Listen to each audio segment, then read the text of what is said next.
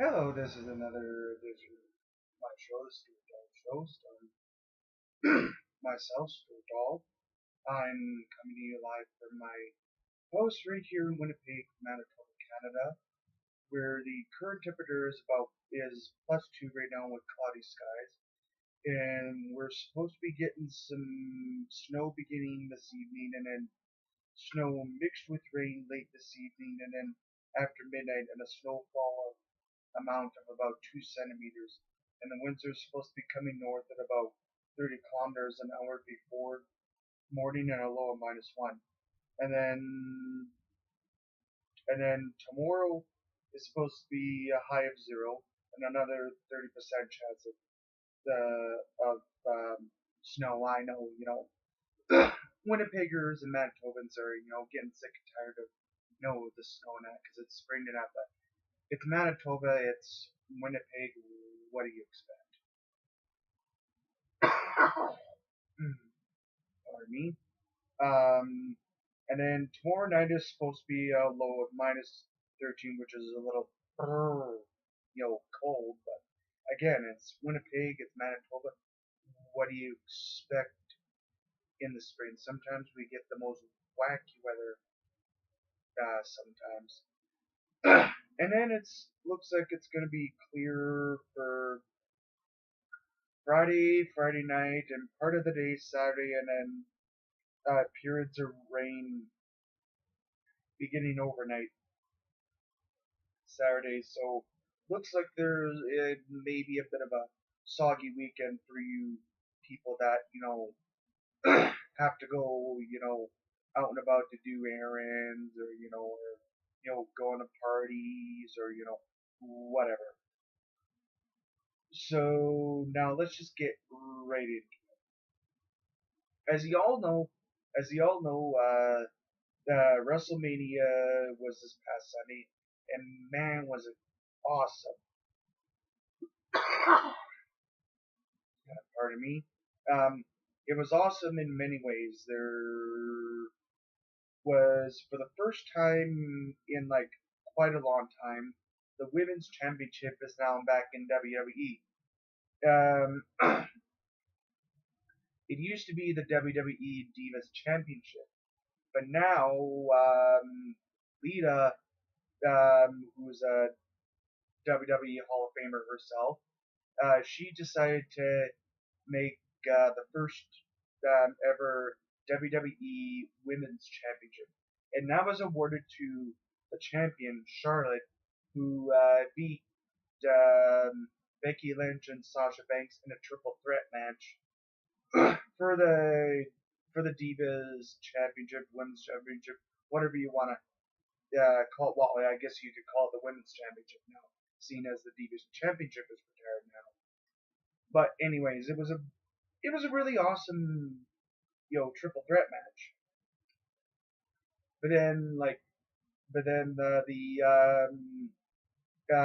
ladder match for the Intercontinental title between Kevin Owens and I believe it was 6 or 7 other people, and that people were just beating the crap out of each other, literally using ladders as weapons, and that, which you're supposed to do, and that. But in a ladder match, there's no pinfall, submissions, no countouts, no disqualifications.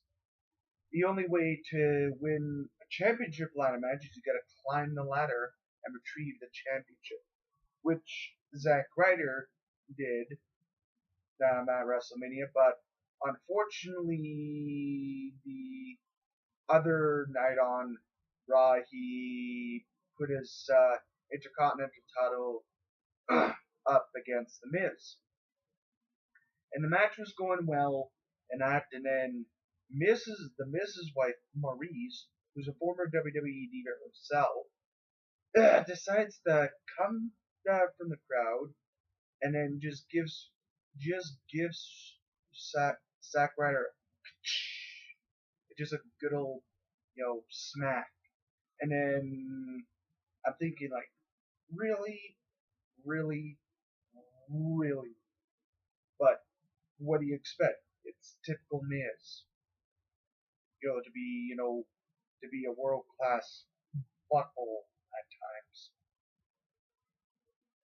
But then there was other awesome matches. There was the Andre the Giant Memorial Battle Royal, the third annual one. I should say. The first year was won by Antonio Cesaro. Last year, Big Show won it. Now this year's winner is an up and comer young superstar from NXT, and his name's Baron Corbin. So that was also another awesome one. What else? Like WrestleMania this year, it gets usually maybe about 4 hours. It didn't even end till like almost 11 o'clock. It was just dragging on. And that there was like a Hell in a Cell match between Undertaker and Shane McMahon, which, by the way, was awesome from beginning to ending, from beginning to end. And then what the really crazy stuff that Shane McMahon did is he climbed up the 20-foot high structure. And even WWE announcers JBL and Michael Coleman were saying to Shane McMahon, Shane, don't do it. Shane, don't do it. Shane, for the love of God, think of your children. Don't do it. But Shane McMahon, being Shane McMahon, climbed the 20-foot high structure, and he's laying there and they're going, Shane McMahon's at the top of the structure. Shane McMahon's at the top of the structure. And then, what does Shane McMahon do with thinking, oh God, Undertaker's gonna go through the announce table? Well, at the very last second, Undertaker moves out of the way. So, unfortunately, as a result of that, Shane McMahon put himself through the announce table. Excuse me, which was very crazy as Shane McMahon, but again, it's Shane McMahon. What do you expect? And then there was also the WWE World Heavyweight Title match. You would all think, oh, Triple H was saying, oh, I'm gonna walk out of WrestleMania. I'm walking into WrestleMania as the WWE World Heavyweight Champion. I'm gonna walk out the WWE World Heavyweight Champion. Yeah, wrong. Triple H didn't walk into WrestleMania as the WWE World Heavyweight Champion, but did not walk out with the title because courtesy of Roman Reigns.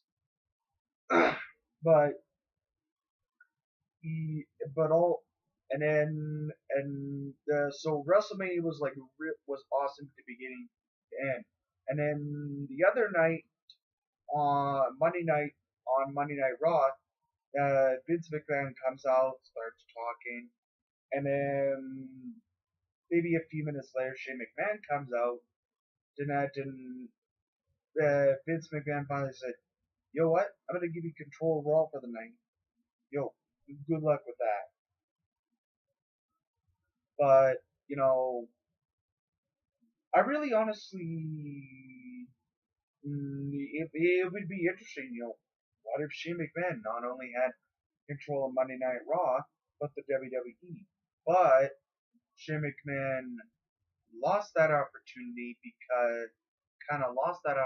or did he? Because he lost the Hell in a Cell match to Undertaker, which now makes Undertaker has a 23-1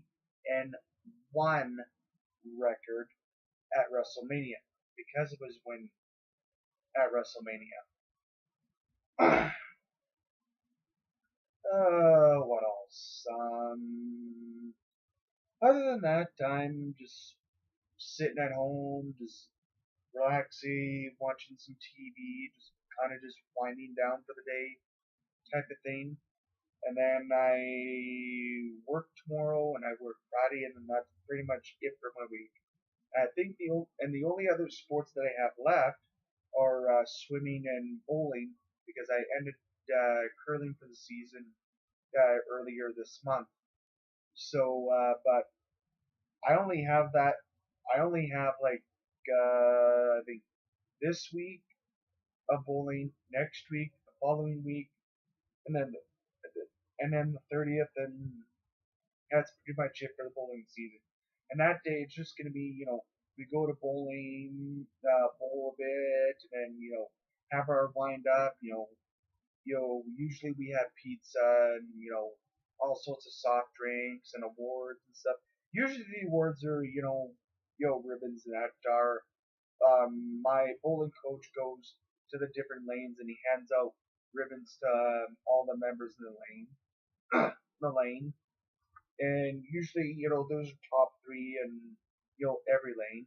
And in my lane last year, the top three were as follows. Um, my both my friends were one came in third, the other one came in second, and then I came in first in my lane.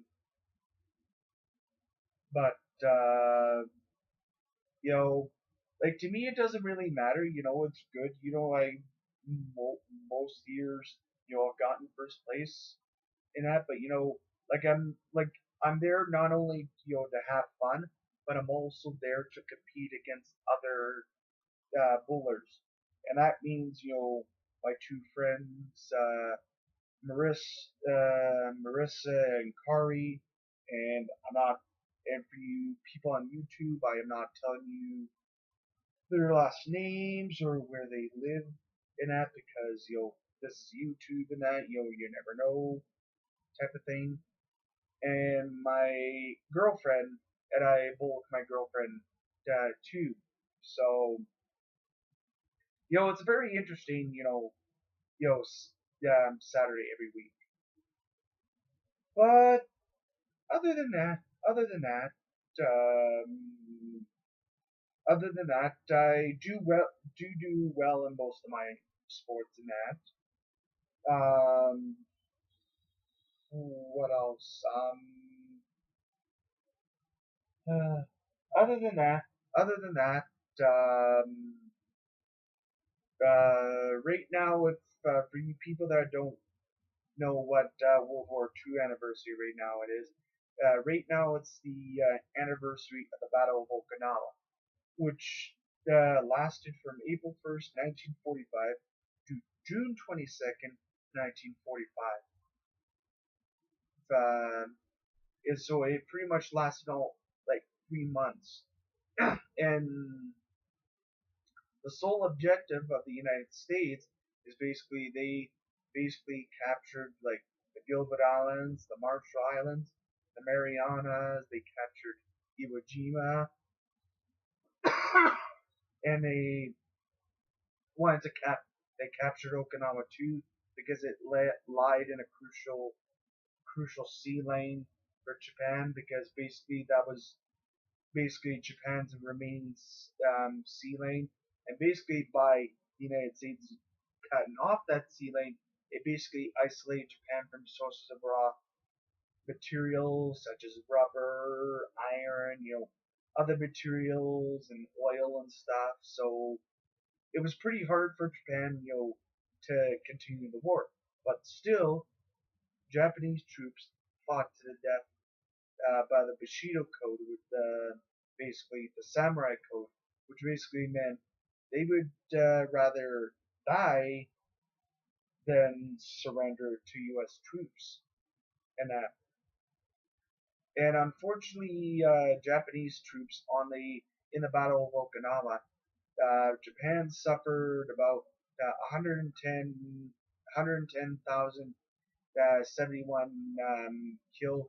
I believe it was like a mixture of like either killed, wounded, or very little captured at all because for the Japanese surrender was dishonorable to them. Um, but the thing is, for every inch of ground, U.S. troops took, the U.S. troops paid for that, not only in their own blood, but they paid for that. Paid also the ultimate price in losses in like equipment such as tanks and other various vehicles and stuff. Vital to the U.S. war effort.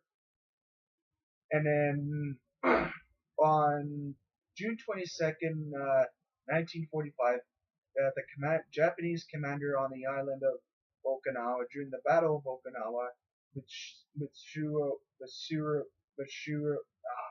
crap, Mitsuro Ushijima, issued his final orders to his troops, basically saying, "You fought bravely and gallantly for Japan. I bid you farewell." And then Ushijima committed ritual suicide by basically, in other words, stabbing himself with his samurai sword, which was kind of the typical way that Japanese, like not only Japanese troops but officers committed suicide, because they would rather do that than surrender to U.S. troops. So you really have to think of the scale of this bloody and bitter and savage combat that occurred between U.S. troops and Japanese troops in the Battle of Okinawa. And basically, that was, could have been, a staging post for the U.S. troops to invade the Japanese home islands. But the U.S. President, Harry S. Truman, basically said, "I do not want another Okinawa." Basically, he didn't want to expend, American lives, in another costly battle. So the United States resorted to using the most terrible weapon on earth, the atomic bombs, which were dropped on the Japanese cities of Hiroshima and Nagasaki, which caused widespread damage. Not only that, it killed uh, thousands of civilians, and some died, years later because of cancer, because of radiation, poisoning and stuff, because of the atomic bombs. And sorry to you people on YouTube. I haven't made a video in the last maybe 4 or 5 days, and that. It's just I've been really busy with work and busy with sports and other stuff and that. So I try to make YouTube videos for my show, the Stuart Doll Show, as often as I can when I got time, and that. And uh, I just enjoy making video blogs like this, and that. Oh, excuse me. Uh, well, this is another edition of the Stuart Doll Show for you people, for you kids. Stay in school, stay out of trouble, and you'll do fine. And um, um, I'll be the same. Bye, and peace, and stay cool. Stay cool, my friends.